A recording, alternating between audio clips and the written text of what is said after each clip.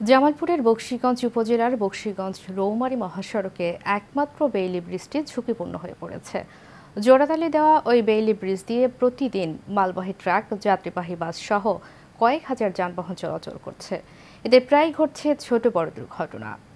APM Rabbani বাপ্পির পাঠানো তথ্য ছবিতে বিস্তারিত জানাচ্ছেন সঞ্চিদা হক।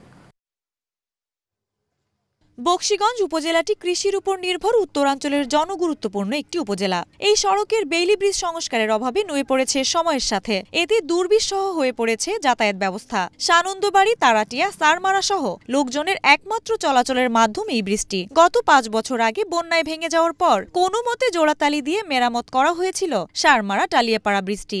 এতে নিয়মিতই ঘটছে দুর্ঘটনা, বৃদ্ধি পাচ্ছে অপমৃত্যুর সংখ্যা।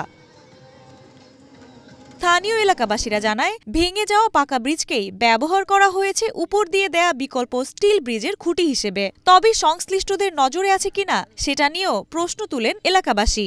এর উপর দিয়ে কিন্তু এই স্টিল ব্রিজটা কিন্তু নির্মাণ করা হয়েছে, কিন্তু এই ব্রিজটা এতটা উঁচু করা হয়েছে, দুই পাশ দিয়ে একদম অকিছু চলার মতো আর কোনো নাই আর কি। অনেক সময় দেখা গেছে গাড়ি উঠবেন না ভাই, গাড়ি পিছনে আসিয়া পিছনে গাড়ি দিয়ে মেরে দেয়।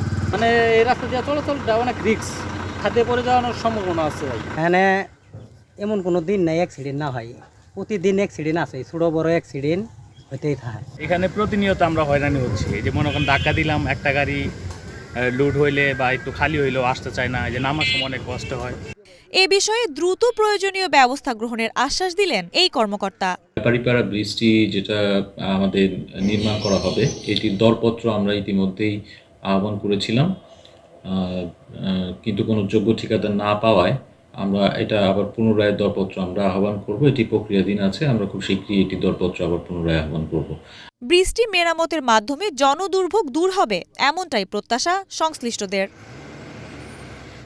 সঞ্চিদা হক, এশিয়ান টেলিভিশন।